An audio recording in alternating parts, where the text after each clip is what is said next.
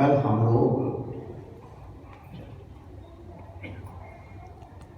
देवता, दानव और मानव ये तीनों प्रजापति ब्रह्मा के पास गए और उनसे अपने कल्याण का मार्ग पूछा।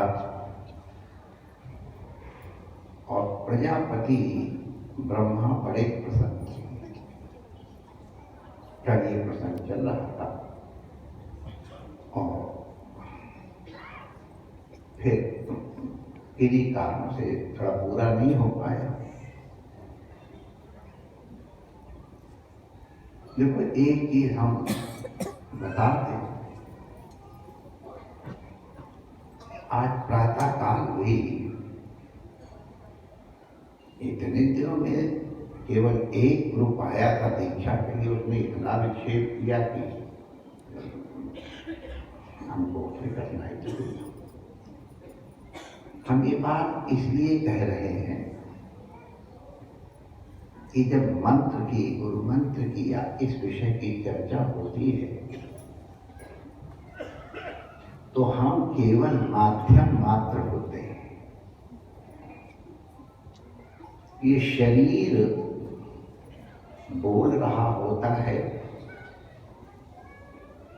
बोलता हुआ दिखाई पड़ता है, लेकिन बोलने वाला कोई और होता है।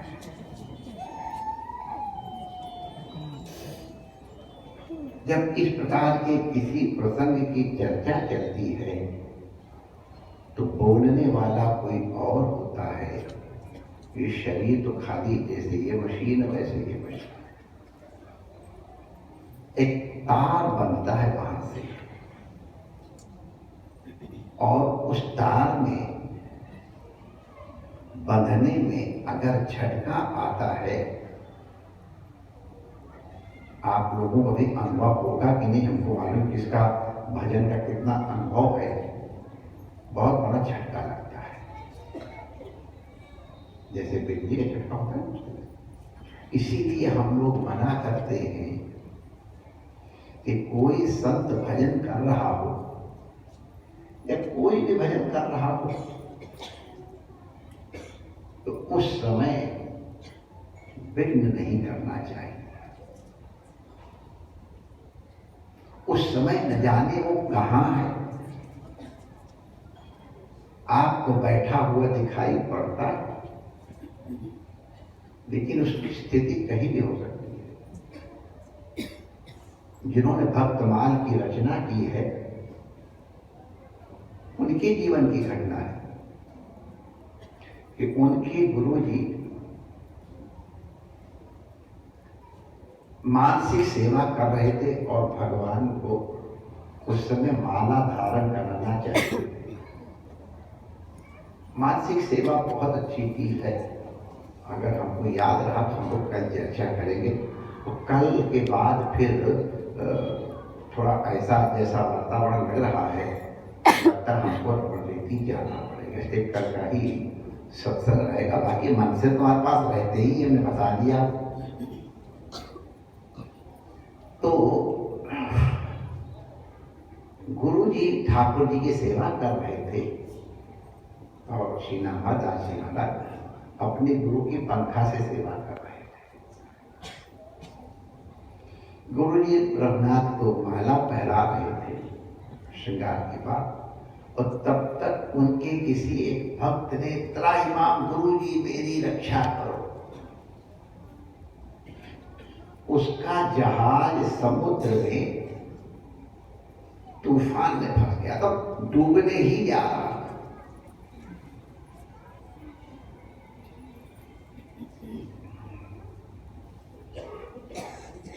उसने गुरुजी को फरियाद की, गुरुजी तुम ही रक्षक हो।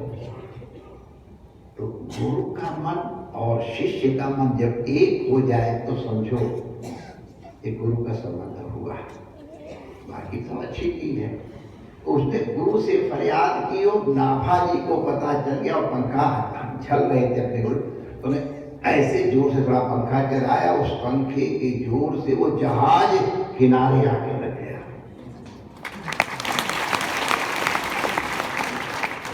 किसी को पता नहीं, बस एक ऐसे जोर से पंखा कर दिया और जहाज किनारे आ गया।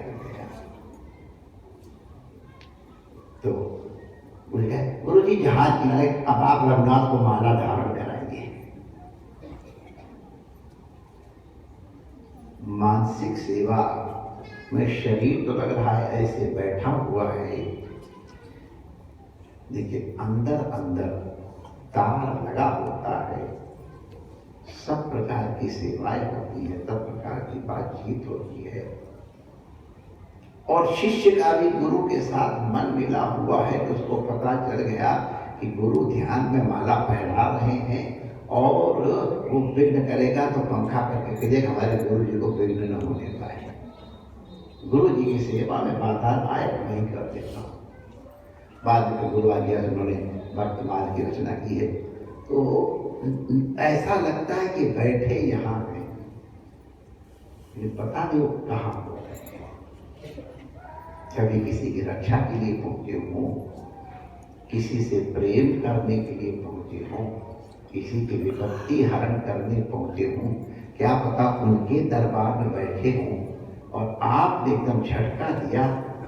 आप लोग सावधान हो जाओ, इसलिए कह रहा हूं कहीं ऐसा झटका न लगे कि उनका शरीर ही छूट जाए। वो शरीर में तो है नहीं और तुमने किया झटका और कहीं ऐसा हो गया तो ये भी हो सकता है, होता नहीं, लेकिन झटका तो जरूर लगता है, चोट तो जरूर लगती है। और इसीलिए आपने देखा होगा कि कहने पर भी जब लोगों ने किया, या आज सवेरे 2-3 बार कहने हुआ तो ये रोष दिखाई पड़ा, तो रोष से झटके का तो लगा, लेकिन गुरु के कहने पर भी आपने व्यक्त किया, तुमको ये अपराध लगेगा, उसका परिमार्जन हो जाए, इसके लिए गुरु कभी कभी डांट लगा देते हैं। क्योंकि अगर उस समय शांत रहे, उनकी वो शांति जिसने अपराध किया उसको खा जाएगी। हमने संतों से घटना सुनी है कि एक गुरु एक शिष्य नाव बैठे जा रहे हैं और अब हर तरह के लोग होते हैं, एक कुछ अच्छे लोग होते हैं। तो गुरु के चेले को गुरु ने अपने शिष्य को समझाया था, बेटा हम लोग साधु हैं, सबको क्षमा कर देना चाहिए, कुछ करना भी नहीं। तो एक आदमी था, उसके हाथ में भाला था। भाला को यहाँ क्या कहते हैं? स्पीयर को अंग्रेजी में उसको स्पीयर कहते हैं, बल्लम कहते हैं, भाला कहते हैं, जो भी कहते हो आप लोग समझे, लंबा लंबा से ऊपर गिरा। तो शिष्य बड़ा शांत है, उसको पहले तो चिढ़ाया, सोचा कुछ बोलेगा शिष्य कुछ नहीं बोला, तो उसने उसके पैर के ऊपर वो भाला रख दिया और फिर भी कुछ नहीं बोला। तो उसने जोर से गड़ाया, अब तो बोलेगा, इसको सारे बुला के रखना है। तो उसको गुरु की तरफ देख करके और शांत बैठा रहा। उसने इतनी जोर से गाड़ा कि उसके घाव हो गया, खून बहने लग गया, फिर भी उस शिष्य ने कुछ नहीं कहा। नाव किनारे लगी तो वो आदमी जो छोटे संत को ऐसे करके परेशान कर रहा था, वो नाव से उतरने लगा और अपने भाले का सहारा ऐसे लिया।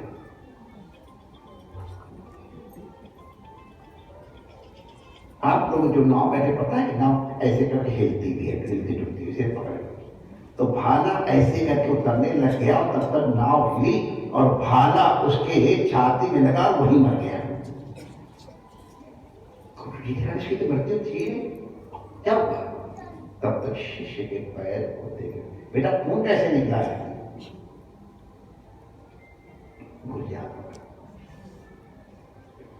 ये हमको इस प्रकार से करना। अरे भले आदमी, अगर तुमने कुछ कह दिया होता तो इसका अपराध शांत हो जाता, मरता तो नहीं। भले आदमी, तूने कुछ नहीं कहा, तूने शांति धारण की, उस अपराध का ये फल देख, अकाल मृत्यु उसकी हो गई। तो कभी कभी जब डांट लगाई जाती है तो इसलिए भी लगाई जाती है कि अपराध का कुछ पांचन हो जाए। देखिए इसका मतलब नहीं कि तुम लोग जबरदस्ती अपराध करो और हमसे जो मार्जिन की उम्मीद करो। अरे पहले गंदा ही क्यों करो जो मुझे साबुन लगाना पड़े।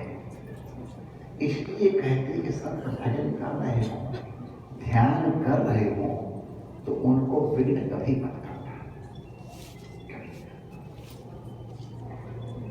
अगर कुछ बात है चुपचाप एक तरफ बैठ जाओ। अगर वो नहीं बोलेंगे तो उनके शरीर से जो परमाणु निकल रहे हैं वो तुम्हारा कल्याण करेंगे। जब अपने आप समाधि से उठेंगे, अपने भजन से उठेंगे, तो फिर जब वो वार्तालाप करेंगे उनके भजन का प्रभाव उनके आशीर्वाद में, उनके भजन में होगा।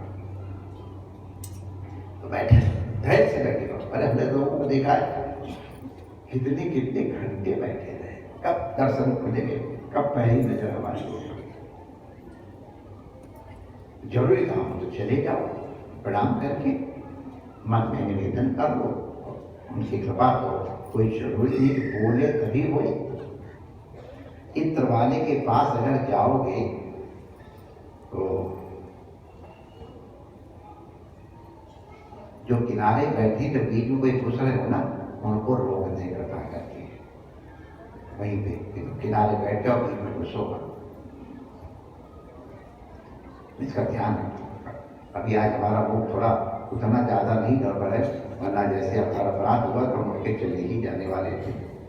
वही किनारे बैठा लो, तुम्हारा ही नुकसान है, हमारा थोड़ा नुकसान है। तो गए यहाँ तो पेट भरा हुआ है, सवेरे सवेरे महाराज जी ये लोग हमारा पेट भरा रखते हैं। बड़ी कृपा है, ये सब तो कृपा से ही हम तगड़े होते हैं। तो इत्र वाले के पास जाओगे, अगर इत्र नहीं भी खरीदोगे तो उतनी देर खुशबू तो इत्र की आएगी ही। जो महापुरुष विराज रहे हैं उनके भजन और तपस्या का जो प्रभाव है, जो प्रभा मंडल कह रहा था, प्रभा मंडल, फिजिक्स वाले इसको वो फील्ड कहते हैं, मैग्नेटिक फील्ड, इलेक्ट्रॉनिक फील्ड, ये सब फील्ड। तो उनके प्रभा मंडल होता है। तो वो प्रभा मंडल उसके क्षेत्र में जाओ, जैसे मैग्नेटिक फील्ड में जाओगे तो पता नहीं चलेगा, लेकिन मैग्नेट में अपने आप परिवर्तन शुरू हो जाएगा। रेडिएशन के फील्ड में जाओ तो पता नहीं चलेगा, लेकिन रेडिएशन अफेक्ट करता है। जिससे हम बैच लगा होगा जान जाएंगे ये रेडिएशन को अफेक्ट कर रहा है। तो इसी प्रकार महापुरुषों के सन्निधि मात्र से उनके प्रभा मंडल का प्रभाव पड़ता है, हमारे पाप ताप संताप दूर होते हैं। अगर आप सावधान हैं तो अस्थिर चित्त नहीं है तो शीशा अगर ऐसे हिल रहा तो उसमें रिफ्लेक्शन नहीं होगा, जल हिल रहा रिफ्लेक्शन नहीं होगा। जल स्थिर है, दर्पण स्थिर है तो उसमें भास होगा, दिखाई। तो बैठ कर चले, मना किया नहीं आना, कोई जबरदस्ती नहीं घुसो। कुछ लोग हमें जबरदस्ती आके खास ऐसे गिरेंगे, जब से आंखें तो खोलो, देखो मैं आया हूं। किसी भी प्रकार से विघ्न करना अपराध होता है। इसलिए कहा कि हमारे ब्रजमंडल के संतों ने कहा है कि योगी, राजा, अग्नि और जल, इनकी उल्टी रीत बच के रहियो खासी राम, समझ के राखो प्रीत। पानी के बड़े बड़े तैराकी डूबते हैं, अग्नि किस प्रकार कल्याण करती है, लेकिन अगर सावधान नहीं रख किस तरह जलाती है। जब अग्नि का जलन होती है, आग लगती है, आप लोग कल्पना नहीं कर सकते हो कितनी तेजी से आगे बढ़ के कैसे नष्ट करती है। राजा का मूड कब बदल जाए पता नहीं चलता है, और इसी तरह योगी का भी कुछ पता नहीं चलता है। बड़े सावधान होकर के एक लिमिट से आगे न बढ़, अरे हमारा तुमके संग बड़ा वैसा प्रेम है, और वो किसी के नहीं होते हैं। क्योंकि सबके होते इसलिए किसी के नहीं होते, क्योंकि किसी के लिए न किसी के लिए तो सबके होते हैं, सबकी प्रॉब्लम। एक डिस्टेंस रख करके उनके साथ व्यवहार करो। डिस्टेंस माने मर्यादा, अंतर से एक हो कि मर्यादा कभी भी उल्लंघन न करना। अरे ये तो हमारे यहाँ है।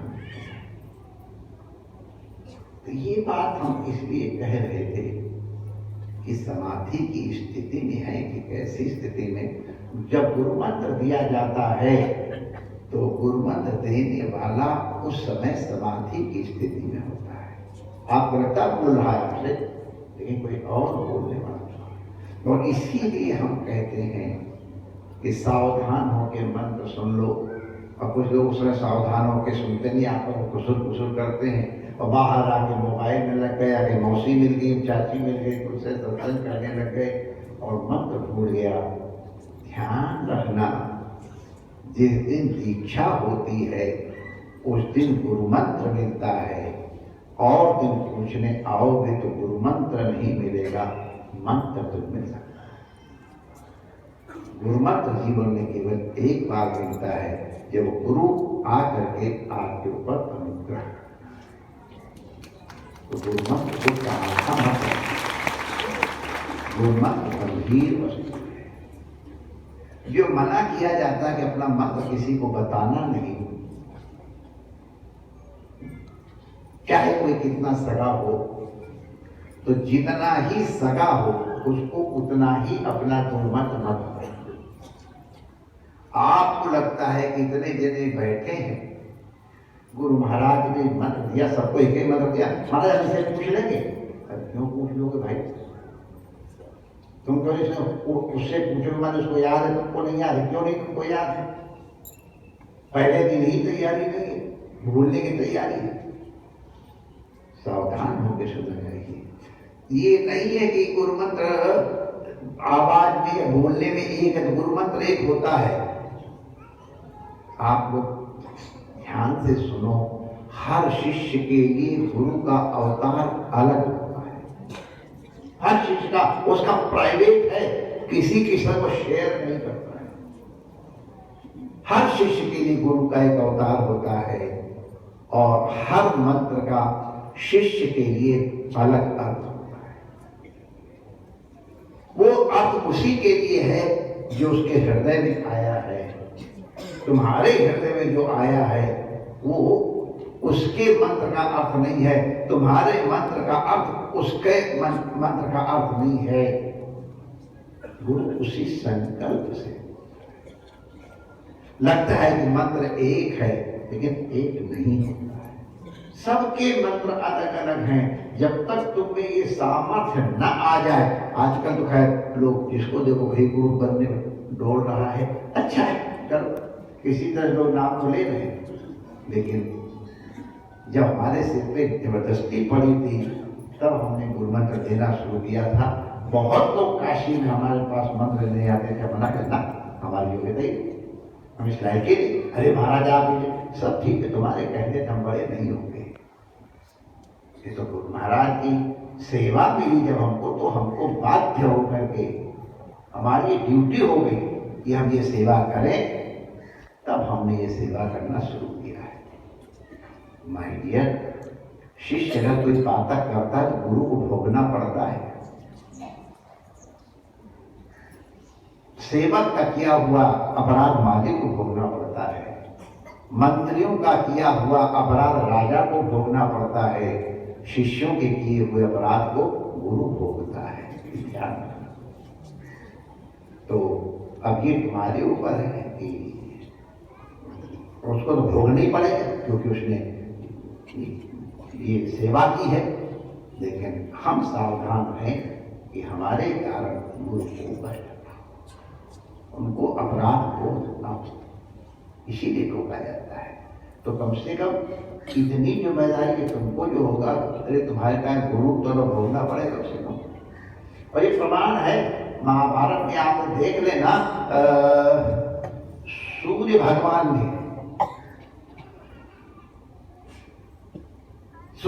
ने कुंती से कहा था, जब उन्होंने मंत्र का ऐसे उच्चारण किया, सूर्य भगवान आ गए और कुंती घबराने लग गई। तो उन्होंने कहा तुमने इस तरह से हमको बुलाया है, अब मैं आया हूँ और मैंने कहा हमने तो ऐसे कौतूहल बस किया था कि इसका क्या प्रभाव होता है, गुरु जी ने बताया था, मैं उसे कौतूहल बस कर रही थी। तेरे इस अपराध के कारण मैं तेरे गुरु को भी दंड दूंगा अगर तूने नहीं किया। महाभारत पढ़ लेना, गुरु का अपराध है कि तुमको ये मंत्र दिया, इसलिए वो ही भोगेगा तुम्हारे साथ, तब तुम को समाधान बताओ। ये महाभारत में है, देख लो। यहाँ कोई बात बिना प्रमाण के नहीं निकलती है, गुरुओं की कृपा है, शास्त्रों की कृपा है, कभी अप्रमाणिक बात नहीं निकलेगी। तो इसलिए गुरु मंत्र देते समय जो दे रहे हैं वो बहुत अच्छा कर रहे हैं। अरे जबरदस्ती कर, अरे तुमने वहां मंत्र लेकर कौन दे, हमसे भी एक मंत्र ले लो, ऐसा ही करते हैं। चलो उनकी कृपा है, लेकिन हमको सावधान रहने देगी। ठीक है, आप कृपा करो, हम आपके सेवक हैं, मंत्र तो हमारे पास है, आप हमको सेवा बताओ जो हम सेवा करें। तो हम कह रहे थे कि एक ही मंत्र हर शिष्य के लिए अलग अलग होता है। इसके उदाहरण के लिए उपनिषद की कथा सुनानी। उपनिषद की घटना जो कल हम आप लोगों को बता रहे थे ना, वो उपनिषद की घटना, वेद की घटना है कि प्रजापति ब्रह्मा के पास दानव, मानव और देवता ये तीनों गए। ये प्रतीक है। तीनों ने ब्रह्मा जी से मंत्र का आग्रह किया कि हमारे कल्याण के लिए आप मंत्र दीजिए। तो ब्रह्मा जी ने मंत्र दिया तीनों के साथ, दा इति। एक अक्षर का मंत्र था दा, वो दवात वाला दा होता है ना, वह। तीनों ने ब्रह्मा जी को प्रणाम किया। प्रणाम करके जो उन्होंने उपदेश दिया था उसके ऊपर विचार करने लगे। विचार करके फिर उनको कुछ शंका हुई, क्योंकि जब श्रवण करे तो तब चित्त होके श्रवण करे, पूरे मन से सुने, पूरे मन से सुने, फिर जब सुन करके जाए तो उसके ऊपर विचार करें, मनन करें, क्या कहा गया था, क्यों कहा गया था। मनन करेंगे, अगर कोई शंका हो तो दोबारा जा करके समय देख करके अपनी शंका निर्मूल करें, पूछ।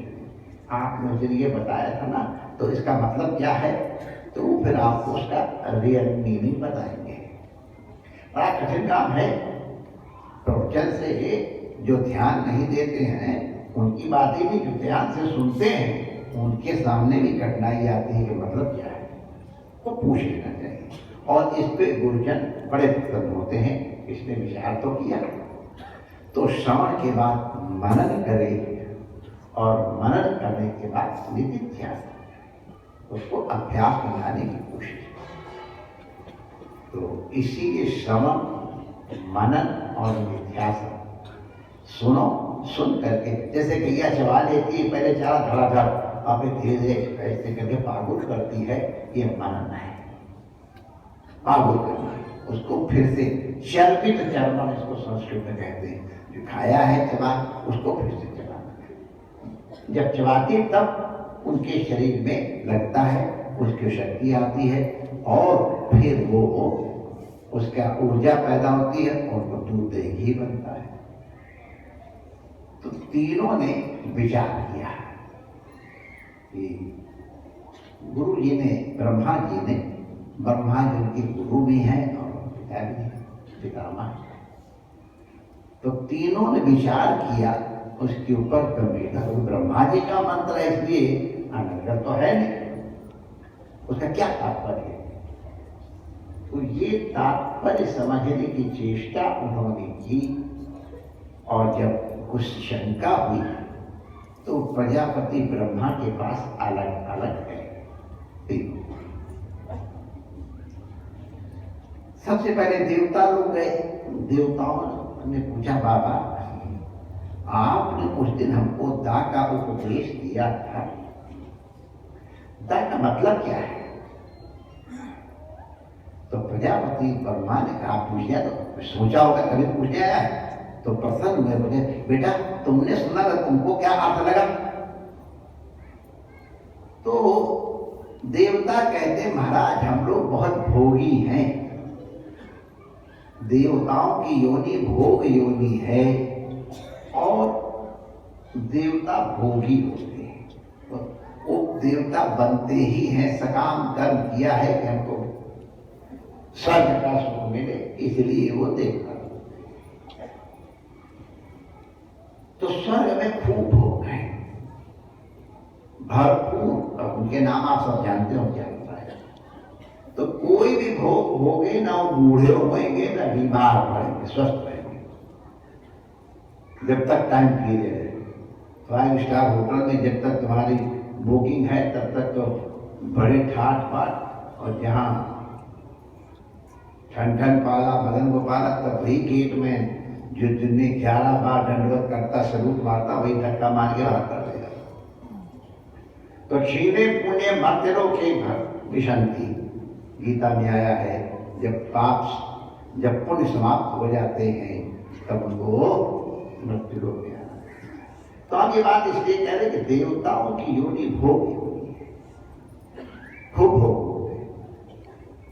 तो भोग भोगने वाले की इंद्रियां शांत कैसे होंगी? जिसकी इंद्रियां शांत नहीं है, निरंतर ये भी लगी रहती है इनमें, तो उसका चित्त कभी शांत नहीं होता है। और जिसका चित्त शांत नहीं होता है, तो जैसे हिलते हुए दर्पण में चेहरा नहीं दिखाई पड़ता है, उसी तरह से हिलते हुए अंतःकरण में अपने स्वरूप का दर्शन नहीं होता है, अपने इष्ट देव का दर्शन नहीं होता है, रमण बिहारी का दर्शन नहीं होता है, गुरु जी का दर्शन नहीं होता है। चित्त स्थिर हो, इसकी कोशिश की जाती। जैसे हम दर्पण हिलता तो ऐसे फिर एडजस्ट करते हैं, ये तो चित्त को स्थिर करता है। इन देवताओं ने कहा महाराज हम लोग बहुत भोगी हैं, और भोगियों के इंद्रियों के खिंचाव के कारण अंतःकरण चंचल होता है। आपने हमको इंद्रियों का दमन करने का उपदेश दिया है, इंद्रियों का दमन करो, सामने वस्तु है। अब यहां हम आए हैं और बाबा साहब ताजा मक्खन कटोरा भर के देते हैं, और गुरु जी परोठे में भी खूब घी डाल देते हैं। अब माई डियर घी का परोठा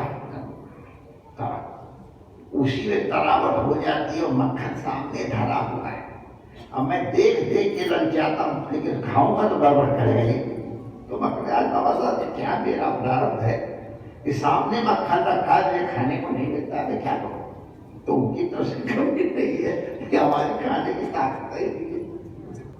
तो इसी तरह से अपना फिर भी जब लोभ के कारण स्वाद के मारे खा गए तो फिर क्या होगा आप लोग जानते। तो उससे बचने के लिए हम अपनी इंद्रियों का दमन करते, कंट्रोल करते, भैया मक्खन मत खाओ, देख लो सुंदर सुंदर बस, इसको दमन करना कहते हैं। इंद्रिय तो कह रही है कि ले भैया ले ले, बढ़िया पीला पीला ताजा ताजा इसका मक्खन है और चढ़ाओ तो खा जाएगा, ये होगा भली करे भगवान। तो फिर उसका जो परिणाम होगा हमको मालूम है। और अगर हमने अपनी इंद्रियों को दमन कर लिया तो हम देखो बैठे आपके सामने, और फिर कभी मौका लगा तो आपको फिर छान दिया। ठीक, तो दमन करो अपनी इंद्रियों का। जो इंद्रियां उनके विषय का सेवन करने से हमारे लिए हानिकारक हो, उनसे इंद्रियों को निरत करो, अलग करो। जो जितना आवश्यक है उतना ले, तो जितना भोग जिसके लिए जो जो शास्त्र की अनुमति है, जितना आवश्यक है अवश्य करो, लेकिन अति न करो और बिल्कुल नहीं करो, ऐसा भी नहीं।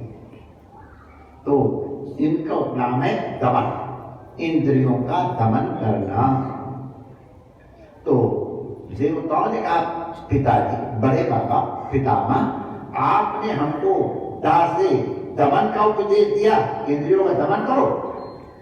प्रजापति ब्रह्मा ने कहा हाँ बेटा, दामाने दमन, दामाने दमन, दामाने हाँ, गोवा दमन जो वाला नहीं, अपनी इंद्रियों का नियंत्रण, ये दमन। देवता लोग प्रणाम करके और चले गए।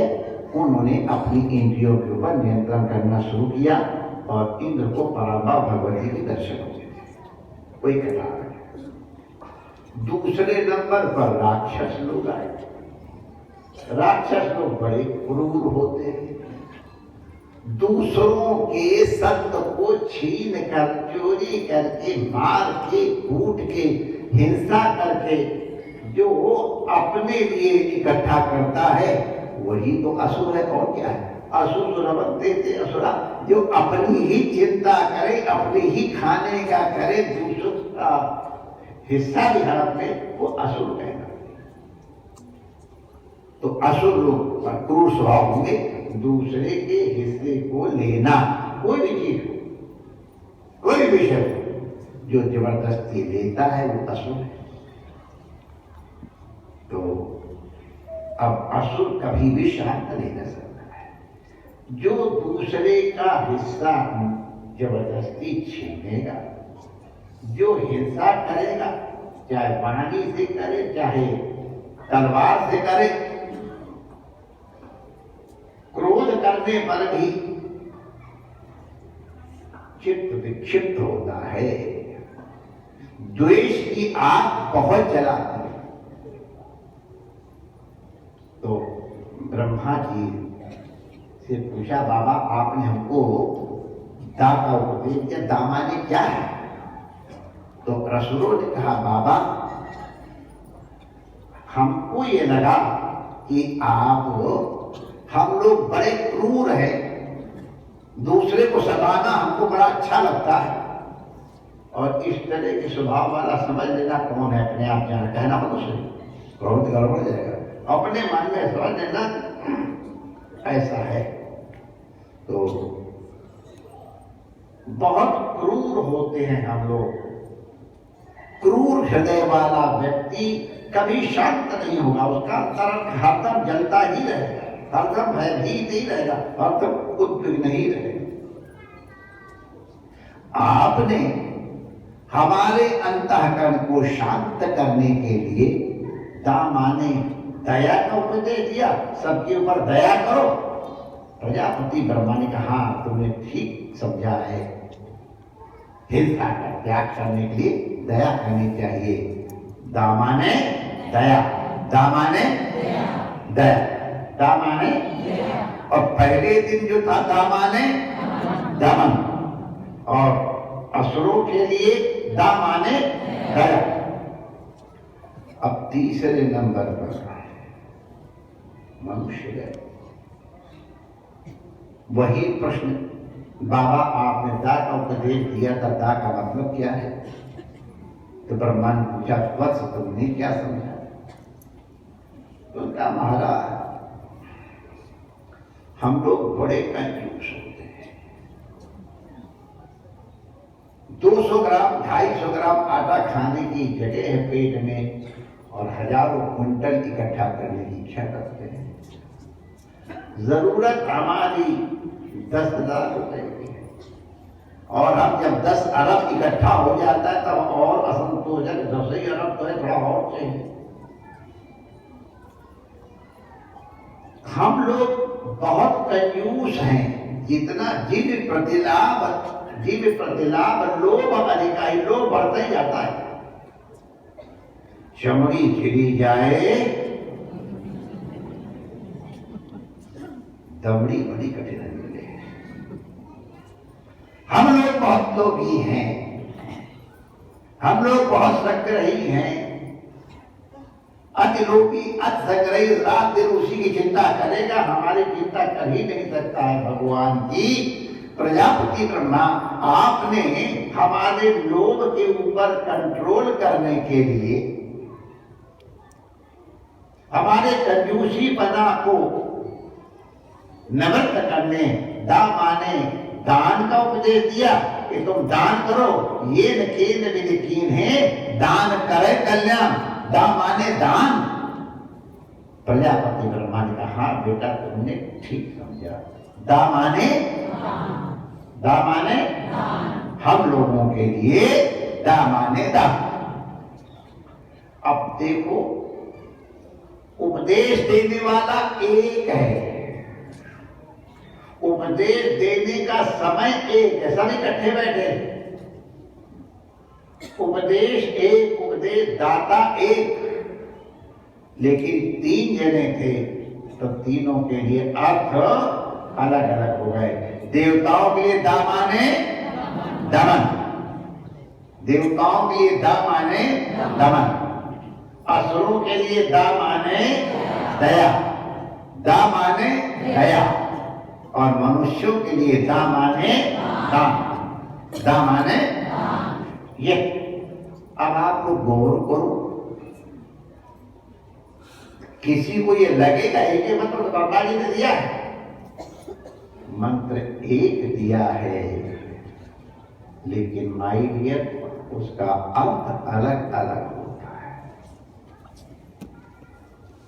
कृष्ण का ही अगर हमारा संबंध है तो कोई बाल कृष्ण का हो जाएगा, कोई मुरलीधर कृष्ण का हो जाएगा, कोई माखन चोर का हो जाएगा, कोई वस्त्रापहारी का हो जाएगा, कोई नाग नकैया का हो जाएगा, कोई गोवर्धन धारी का हो जाएगा, कोई राधा कृष्ण का हो जाएगा, कोई विशाखा का भी कृष्ण का हो जाएगा, कोई कंस निकंदन का हो जाएगा, कोई रुक्मणी कृष्ण का हो जाएगा, कोई सत्यभामा कृष्ण का हो जाएगा, कोई अर्जुन के रथ के चालक का हो जाएगा। बाल कृष्ण में भी कोई 4 साल के बच्चे कृष्ण का हो जाएगा, और पुष्टिमार्ग वाले तो 2.5 साल से ज्यादा भगवान को मानते ही नहीं। एक बार तुलसीदास जी और सूरदास जी साथ साथ चल रहे थे, एक हाथी वाला आया, कहा जाओ हट जाओ हट जाओ, तो तुलसीदास जी तो हटे नहीं, चलते चले गए, और सूरदास जी हट गए, डंडा दे गए। तो क्यों तुलसीदास, तो क्यों सूरदास, तुमको अपने भगवान पे भरोसा नहीं, तुम किनारे हो गए, देखो हम चलते रहे। तो सूरदास जी का, बाबा तुम तो राजा राम के उपासक हो, उनके बाद धनुष बाण दोनों हैं, हाथी आता सारे कल्याण कर देते हो, और हमारा तो लाला है 2.5 साल का, तो बेचारे को तुम संभाल के आपको जला के मुझको गोद में लेके करोगे, हमारे लाला को तकलीफ करोगे।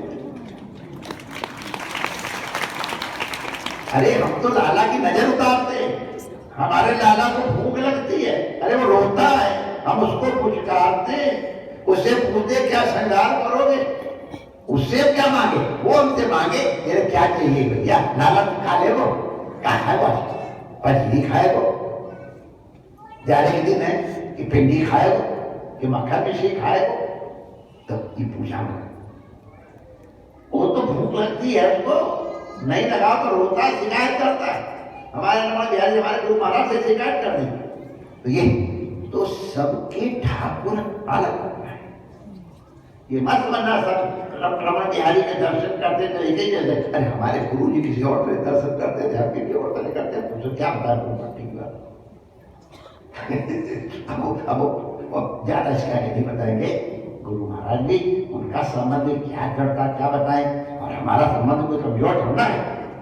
तो गुरु जी महाराज के कृष्ण उनके जैसे और हमारे लाला हमारे जैसे, इसलिए सबके उपास्य भी एक नहीं है। अरे एक ही को कोई मम्मी कहता है, कोई दीदी कहता है, कोई बहन कहता है, कोई साली कहता है, कोई डार्लिंग कहता है, जब शरीर वही है, एक ही जैसी दिखाई पड़ती है, और सबके सब अलग अलग भाव पैदा होते शरीर, और वैसी बंधन की लगी ऐसी भी मुश्किल लगा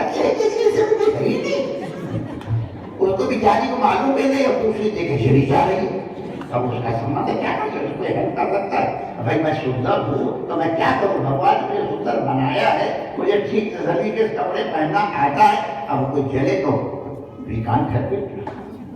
और क्या सलीकेदार होती है, माता पिता ने इसको सिखाया है कैसे उठना बैठना आता है, बोलती है तो ऐसा लगता है फूल झड़ ये, और उसको बेचारी कुछ मालूम नहीं, सब अपने दर्पण में अपना चेहरा देखते हैं, अगर चल रहे हैं तो तुम्हारा चेहरा इस तरह का है, तुम्हारा हृदय इस तरह का है। बैल को देखने वाला दिन देखता है कितनी और उसके जीजा तेरी ढाली कितनी बड़ी है, देखो तो सही, हजारों में अलग दिख रही है। तो एक ही पिंड है, मेरी मम्मी कितनी अच्छी है, हमारे गिरी शब्दी मम्मी प्रकट हुए ऐसा मुस्कुराती है कि मैं क्या बताऊं, इस उम्र में भी इतनी लज्जावती स्त्री क्या। मम्मी को एप्रिशिएट, उनके ब्यूटी को एप्रिशिएट करते हैं। यस, तो सबके संबंध अलग अलग है भाई। तो ये मत समझना कि रमण बिहारी ब्रज बिहारी सबके एक है ना। तुम उनसे जिस तरह का संबंध रखोगे, रमण बिहारी ठीक उस तरह का संबंध तुम्हारे साथ रेसिप्रोकेट करेंगे, जैसा तुम उनसे कहोगे। कोई कहता है कि तुम मेरे बहुत प्यार करते हो, तो लोग कहते हैं हाँ yes I do love you, और कहेंगे यार तुम तो हमारी बात सुनते नहीं, तुम तो हमारे ऐसे हो, तो मैं ओके यस, क्योंकि भगवान ने कह रखा है ये यथा माम प्रपद्यन्ते तास तथैव भजाम्यहम्, जो मेरा जिस तरह से प्रपत्ति करता मेरे पास आता है उसकी मैं उसी तरह सेवा करता हूँ। तो इसलिए तुम्हारे ऊपर है कि, और ये भी बात नहीं, अब अगर हमारा उनसे प्यार है तो आके लड़ने किसके पास है बताओ, लड़ाई उसे तो रीझू जो गोपाल से और खींचू तो गोपाल से। ये अब ये अच्छा नहीं माना जाता, भगवान से कुछ मांगा जाए ये अच्छी बात नहीं। हम लोग कहते भगवान से मांगो क्यों, भक्ति मांगो, लेकिन अब अगर पत्नी को साड़ी की जरूरत है तो बताओ, अब अपने पति से नहीं मांगे तो क्या पड़ोसी से मांगे? अगर पड़ोसी साड़ी मांगे तो उसके पति की इज्जत रहेगी, तो पति कहेंगे मेरी शादी करियो, उसकी शादी है और मैंने कितनी साड़ियाँ पहन रखी, सबने देख रखी है, और कम से कम कोई नई डिजाइन की साड़ी नहीं, ये सब होता है ना अपने पति से होता। हाँ ये आगे हम लोग क्या तो यहाँ पे कभी सुने ही नहीं था बचपन की हर, अरे हर शादी नहीं तो भूल गया, हर फंक्शन के लिए अलग ड्रेस, जूते बैग और सब डिफरेंट। ठीक है बेचारे करते हैं मिलेंगे तो ठीक है, लेकिन न मांगे तो अच्छा है, और मांगे तो फिर अपने ही डार्लिंग से मांगे और किससे मांगे। तो इसलिए भगवान हमारे, हम भगवान के, उनके साथ संबंध है, चाहे जो संबंध, भगवान सब संबंध स्वीकार करते हैं, हमको कोई लिस्ट देने की जरूरत नहीं है। और मैं सच कह रहा हूँ मेरी, हर तरह के संबंध को रेसिप्रोकेट भी करते हैं, पूरी तरह से रेसिप्रोकेट करते हैं। इसलिए मैं और व्याख्या नहीं करूंगा। तुम्हारा संबंध कितना दृढ़, और कुछ लोग बोले अरे मैं तो गणेश जी की पूजा करता था, मैंने सुना था कि करो चंडी विनायक को गणेश जी की और माता रानी की सिद्धि बड़ी जल्दी होती है, थक गए इतने साल गनीमा, तो मैंने गणेश जी का धर दिया। और शंकर जी मुझे पता चला भोलेनाथ है, भोले बाबा बड़ी जल्दी भोले बाबा की उपासना कर रहे हैं। अरे तुम्हारा प्रारंभ नहीं तो भोले बाबा सिर पे खड़े होकर देंगे क्या? बालक की सेवा करनी। तो इसको व्यभिचारी वृत्ति कहते हैं। समझ गए? व्यभिचारी वृत्ति वाला कभी प्रेम की अनुभूति नहीं कर पाएगा। प्रेम की अनुभूति के लिए कि तुम चाहे मुझे प्यार करो या न करो, हम तुम्हें प्यार किए जाए। मैं तो तेरी शरण हूं नाथ, तेरियां तू। ये कृपा जिसके हृदय में है तो भगवान की क्या ताकत है, आप उनको नाम करके चले जाए। स्वाधीन अपनी कमी को हम नहीं देखते हैं और भगवान की कमी देखना शुरू कर देते हैं। बस कमी ये अपनी इस कमी को दूर करना चाहिए। तो हम लोग कह रहे थे कि प्रवचन सावधान होकर सुनो, तुम्हारे लिए प्रवचन अलग है, एक्स के लिए अलग है, वाई के लिए अलग है, जेड के लिए अलग है। आज का ही प्रवचन अगर इम्तान पूछ लो, 4 दिन बैठ करके पूछ लो महाराज जी ने क्या कहा, सबका डिफरेंट आंसर होगा। पर कोई बुरी बात नहीं है, आप अपने अनुसार उसको स्वीकार करेंगे। खेत में खाद भी होता है, पानी भी होता है, मिट्टी भी होती, और चीजें भी होती हैं। नींबू का पेड़ है तो उसको वो चीज मिलती है, आम का पेड़ है तो वो चीजें स्वीकार करता है, कटहल का पेड़ है तो वो स्वीकार करता है, बबूल का पेड़ है तो वो स्वीकार करता है, गुलाब का फूल है तो वो स्वीकार करता है। गुलाब में येलो है गुलाब तो ये स्वीकार करता है, रेड है तो ये स्वीकार करता है।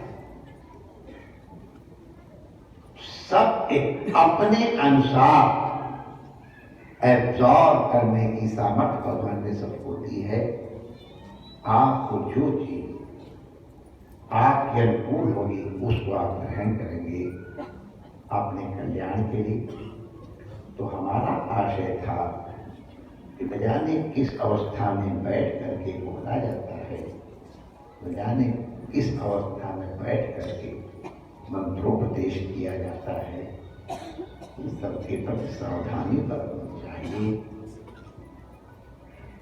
अगर सत्संग में सावधान होकर नहीं बैठे, यहाँ पर वही प्रमाद करते रहे तो थोड़ी हमारा क्या बिगड़ेगा? हमको तो इतना दे गए हैं हमारे गुरुदेव कि हम खर्च करते करते थक जाएंगे और मौज मारते मारते थक जाएंगे। न मौज कम होती है न प्रसन्नता कम होती है। उनकी कमाई है उड़ा रहे हैं, बड़े गुरु के चेला इसलिए मौज मार रहे हैं, बड़े बाप के बेटा है। तुम्हारा जरूर